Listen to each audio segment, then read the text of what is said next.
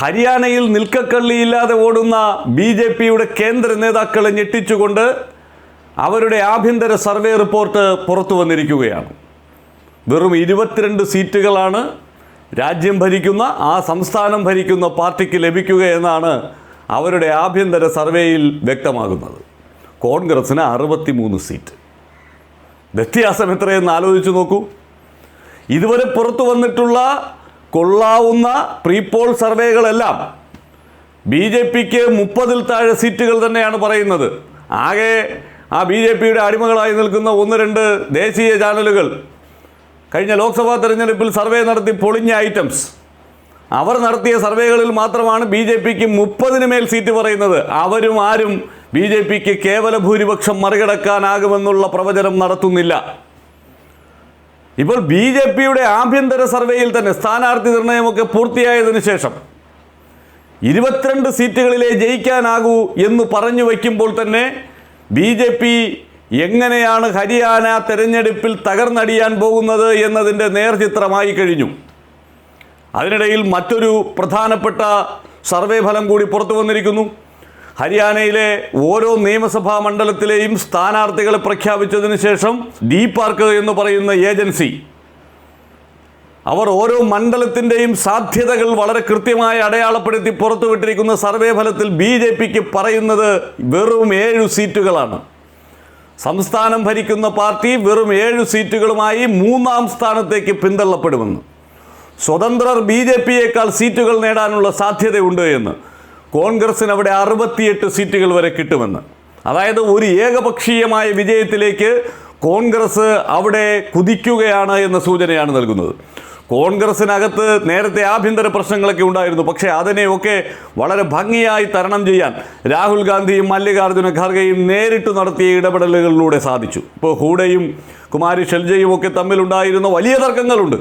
നമ്മുടെ കേരളത്തിൽ പണ്ടുണ്ടായിരുന്ന ഗ്രൂപ്പ് തർക്കത്തിനേക്കാൾ അതിരൂക്ഷമായ നിലയിലുള്ള തർക്കങ്ങളുണ്ടായിരുന്നു. പക്ഷേ അതിനെയൊക്കെ അതിജീവിച്ച് സ്ഥാനാർത്ഥി നിർണയം പൂർത്തിയാക്കാനായി, കൃത്യമായ പ്രാതിനിധ്യങ്ങൾ ഉറപ്പാക്കാനായി, അതോടൊപ്പം വിനേഷ് ഫോഗട്ടിനെ പോലെ ഈ രാജ്യം തന്നെ ശ്രദ്ധിക്കുന്ന ഒരു കായിക താരത്തെ സ്ഥാനാർത്ഥിയാക്കിയതിലൂടെ അവർക്ക് പിന്തുണ നൽകുന്ന വിഭാഗത്തിൻ്റെ അതിശക്തമായ പിന്തുണ പാർട്ടിക്ക് മുഴുവനായി സംസ്ഥാനത്ത് ഉറപ്പിക്കാനായി, അങ്ങനെ നല്ല രീതിയിൽ ഒരു ഇലക്ഷൻ മാനേജ്മെൻറ്റ് അവിടെ സാധ്യമാക്കിയതിലൂടെയാണ് കോൺഗ്രസ് മുന്നോട്ട് പോകുന്നത്. അതേസമയം BJPയോ എല്ലാ സർവേകളും ഒരാൾ പോലും BJPക്ക് അവിടെ കേവല ഭൂരിപക്ഷത്തിന് അടുത്തെങ്കിലും എത്താനാകുമെന്നുള്ള പ്രവചനം നടത്തുന്നില്ല എന്നതാണ് നമ്മൾ ഈ ഘട്ടത്തിൽ കാണേണ്ടത്. സ്ഥാനാർത്ഥികളെ പ്രഖ്യാപിക്കുന്നതിന് മുമ്പും അതിനുശേഷവും അത് തന്നെയാണ് അവസ്ഥ. സ്ഥാനാർത്ഥികളെ പ്രഖ്യാപിച്ചു തുടങ്ങിയപ്പോൾ BJPക്കുള്ളിലുണ്ടായ ആഭ്യന്തര സംഘർഷങ്ങൾ ചെറുതായിരുന്നില്ല. വലിയ തോതിൽ പാർട്ടി ഓഫീസുകളിൽ തമ്മിലടിക്കുന്ന സ്ഥിതിവിശേഷം വരെ ഉണ്ടായി. നാട്ടുകാർ BJP സ്ഥാനാർത്ഥികളെ വോട്ട് പിടിക്കാൻ അനുവദിക്കുന്നില്ല എന്നുള്ള മറ്റൊരു ദയനീയമായ അവസ്ഥയുമുണ്ട്. അത് മറ്റൊരു വീഡിയോയിൽ നമ്മൾ വിശദമായി തന്നെ ചർച്ച ചെയ്തിരുന്നതാണ്. ആ കാഴ്ചകളൊക്കെ നമ്മൾ കണ്ടിട്ടുള്ളതാണ്. അത്തരത്തിൽ സമാനതകളില്ലാത്ത പ്രതിസന്ധി നേരിടുന്ന BJP അവിടുത്തെ ജാതി സമവാക്യങ്ങളെല്ലാം അവർക്കെതിരായിരിക്കുന്നു. ഇപ്പോൾ OBCയെ കൂടെ നിർത്താനാകുമെന്ന പ്രതീക്ഷയിലാണ് ഈ നവാബ് സൈനിയെ മനോഹർലാൽ ഖട്ടറിന് പകരം അവിടെ മുഖ്യമന്ത്രിയാക്കിയത്. പക്ഷേ അതും ഗുണം ചെയ്യുന്നില്ല എന്നാണ് അവിടുത്തെ ഈ സർവേ ഫലങ്ങൾ വളരെ വിശദമായി സൂക്ഷ്മമായി അവലോകനം ചെയ്യുമ്പോൾ ബോധ്യപ്പെടുന്നത്. ഒരു ജാതി സമവാക്യവും BJPക്ക് അനുകൂലമാകുന്നില്ല. ഇപ്പോൾ ജാതിയിൽ ഏറ്റവും മുകളിൽ നിൽക്കുന്ന ആളുകൾ പോലും BJPയോട് ആഭിമുഖ്യം പുലർത്തുന്ന സമീപനമല്ല ഹരിയാനയിൽ സ്വീകരിക്കുന്നത് എന്നുള്ളതാണ്. BJP 2 അക്കം കടക്കണമെങ്കിൽ തന്നെ അത്യത്ഭുതം സംഭവിക്കണമെന്ന നിലയിലേക്ക് കാര്യങ്ങൾ എത്തുന്നു. ഇപ്പോൾ ആഭ്യന്തര സർവേയിൽ 22 സീറ്റാണ് BJPക്ക് പറയുന്നതെങ്കിൽ നമുക്ക് ഊഹിച്ചു നോക്കാം. DPARCന്റെ സർവേയിൽ പറയുന്നത് പോലെ 7 സീറ്റോ 8 സീറ്റോ എന്ന അവസ്ഥയിലേക്ക് BJP കൂപ്പുകുത്തി വീഴാൻ പോകുന്നു എന്നതാണ് ഹരിയാന നൽകുന്ന കൃത്യമായ അടയാളപ്പെടുത്തൽ. രാജ്യവും സംസ്ഥാനവും ഭരിക്കുന്ന ഡബിൾ എഞ്ചിൻ പാർട്ടിക്ക് സംസ്ഥാനത്തെ തെരഞ്ഞെടുപ്പ് വേളയിൽ വോട്ട് പിടിക്കാനായി ആളുകളുടെ ഇടയിലേക്ക് ഇറങ്ങാൻ കഴിയുന്നില്ല എന്ന് പറഞ്ഞാൽ അതിനേക്കാൾ ദയനീയമായ ഒരവസ്ഥയുണ്ടോ? അത്തരം കാഴ്ചകളാണ് ഹരിയാനയിൽ നിന്ന് പുറത്തു വരുന്നത്.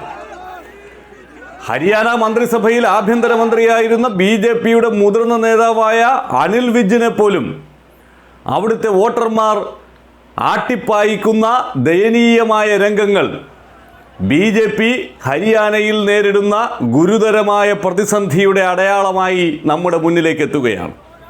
ഇതിനു മുമ്പ് ഇതുപോലൊരു കാഴ്ച നമ്മൾ കണ്ടത് പഞ്ചാബിൽ നിന്നാണ്. പഞ്ചാബ് നിയമസഭാ തെരഞ്ഞെടുപ്പ് നടക്കുന്ന വേളയിൽ പഞ്ചാബിൽ പിന്നെ BJP ഒരു സ്വാധീന ശക്തിയൊന്നും അല്ലാത്തതുകൊണ്ട് 2-3 ആളുകളെ ഉള്ളൂ. അവരെ ഒരിടത്തും പ്രവേശിപ്പിക്കാതെ അവിടുത്തെ ആളുകൾ കൈകാര്യം ചെയ്തു. തെരഞ്ഞെടുപ്പ് ഫലം വന്നപ്പോഴും അതുതന്നെയാണ് കണ്ടത്. ഹരിയാനയിൽ പക്ഷേ BJP ഭരിക്കുന്ന ഇടമാണ്. BJPക്ക് നല്ല ശക്തിയുള്ള ഇടമാണ്. ഇക്കഴിഞ്ഞ ലോക്സഭാ തെരഞ്ഞെടുപ്പിലും 5 സീറ്റുകൾ അവർ നേടിയതാണ്. അതിനു മുമ്പ് ലോക്സഭാ തെരഞ്ഞെടുപ്പിൽ 10-ൽ 10 വിജയിച്ചതാണ്. അപ്പോൾ BJPക്ക് സ്വാധീനമുള്ള ഒരു സംസ്ഥാനത്ത് മോശം രാഷ്ട്രീയം കളിച്ചതിൻ്റെ അനന്തരഫലം BJP അനുഭവിച്ചു തുടങ്ങിയിരിക്കുന്നു എന്നതാണ് ഈ തെരഞ്ഞെടുപ്പ് വേളയിൽ കാണുന്ന കാഴ്ചകളെല്ലാം ബോധ്യപ്പെടുത്തുന്നത്. ഇപ്പോൾ അനിൽ വിജ്ജിനെ പോലെ BJPയുടെ ഒരു തലമുതിർന്ന നേതാവിനെ, ആഭ്യന്തരമന്ത്രിയായിരുന്നയാളെ ഒരു യോഗത്തിൽ പ്രസംഗിക്കാൻ അനുവദിക്കാതെ മുദ്രാവാക്യം വിളിച്ച് ആളുകൾ തള്ളിക്കയറി വന്ന് പുറത്തേക്ക് പായിക്കുക എന്ന് പറഞ്ഞാൽ, അവിടെ പ്രസംഗിക്കാൻ കഴിയാതെ അദ്ദേഹത്തിന് മടങ്ങേണ്ടി വരിക എന്ന് പറഞ്ഞാൽ, അതിനേക്കാൾ BJP ചെന്നുപെട്ടിരിക്കുന്ന ആ പ്രതിസന്ധിയെ അടയാളപ്പെടുത്താൻ മറ്റൊന്ന് ആവശ്യമുണ്ടോ? ഇതുമാത്രമല്ല, ഈ ഓട്ടോയിലും വണ്ടിയിലുമൊക്കെ പ്രചരണത്തിനായി മയക്കം കെട്ടിവെച്ച് BJPയുടെ കൊടിയും കെട്ടിവെച്ച് വന്നാൽ തടഞ്ഞു നിർത്തിയ ആളുകൾ ആ കൊടിയൊക്കെ ചവിട്ടിക്കൂട്ടി തറയിലിട്ട് ചവിട്ടുകയാണ്. BJPയുടെ നേതാക്കന്മാർ എവിടെയെങ്കിലും വരുന്നു എന്ന് കണ്ടാൽ ആൾക്കാർ ഗ്രാമങ്ങളിൽ സംഘടിച്ച് അവരെ തിരിച്ചോടിക്കുകയാണ്. തങ്ങളുടെ അതിർത്തി പോലും കടക്കാൻ സമ്മതിക്കുന്നില്ല എന്നുള്ളതാണ്. റോഡിൽ കൂടി പോകുന്ന മനോഹർ ലാൽ ഖട്ടർ, മുൻ മുഖ്യമന്ത്രി, ഇപ്പോഴത്തെ കേന്ദ്രമന്ത്രി, അദ്ദേഹത്തിന് കരിങ്കൊടി കാണിക്കുകയാണ്. എങ്ങും നിർത്താൻ കഴിയാതെ റോഡിൽ കൂടി ഇങ്ങനെ വാലിൽ തീ കൊടുത്തതുപോലെ ഓടുകയാണ്. ഒരു രക്ഷയുമില്ലാത്ത അവസ്ഥ. BJP ചെയ്തു കൂട്ടിയതിനുള്ള തിക്തഫലങ്ങളാണ് ഇപ്പോൾ അനുഭവിക്കുന്നത്. എന്തെല്ലാമായിരുന്നു ഹരിയാനയിലെ കർഷകരോടും അവിടുത്തെ കായിക താരങ്ങളോടുമൊക്കെ ഈ ഭരണകൂടം കാട്ടിയത്? ഇവർ കരുതിയത് ഞങ്ങൾ ആളുകളുടെ മേൽ എങ്ങനെയൊക്കെ കുതിര കയറിയാലും പിന്നീട് ചെന്ന് മോദി മോദി എന്ന് പറയുമ്പോൾ അവർ ഇരുകൈയും നീട്ടി സ്വീകരിച്ചു കൊള്ളുമെന്നാണ്. പക്ഷേ മോദിയുടെ കരണത്തു തന്നെ ഇന്ത്യൻ ജനാധിപത്യം നൽകിയ അതിശക്തമായ തിരിച്ചടി, അത് ഹരിയാനയിലും അവരെ വലുതായി ബാധിച്ചു. ഹരിയാനയിൽ ഇപ്പോൾ മോദിയേക്കാൾ ജനപ്രീതിയുള്ള നേതാവായി രാഹുൽ ഗാന്ധി മാറിയിരിക്കുന്നു എന്നാണ് പുതുതായി പുറത്തു വന്നിരിക്കുന്ന സർവേകളെല്ലാം ചൂണ്ടിക്കാട്ടുന്നത്. അപ്പോൾ മോദി ഫാക്ടറിനെ ആശ്രയിച്ച് ഇനി എന്തൊക്കെ പോക്കൃത്തരങ്ങൾ കാണിച്ചാലും ഞങ്ങൾക്ക് ജയിക്കാനാകുമെന്നുള്ളൊരു വിശ്വാസം ഈ ലോക്സഭാ തെരഞ്ഞെടുപ്പിന് മുമ്പ് വരെ BJPക്ക് ഉണ്ടായിരുന്നു. ഹരിയാനയിലും അങ്ങനെ തന്നെ. ആരോപണ വിധേയനായ മുഖ്യമന്ത്രിയെ അങ്ങ് മാറ്റി പുതിയൊരാളെ കൊണ്ടുവന്നു കഴിഞ്ഞാൽ അവിടുത്തെ പ്രശ്നങ്ങളെല്ലാം തീരുമെന്ന് അവർ കരുതി. പക്ഷേ അങ്ങനെ അല്ല എന്ന് ഗ്രൗണ്ടിൽ ജനങ്ങൾ തെളിയിക്കുകയാണ്.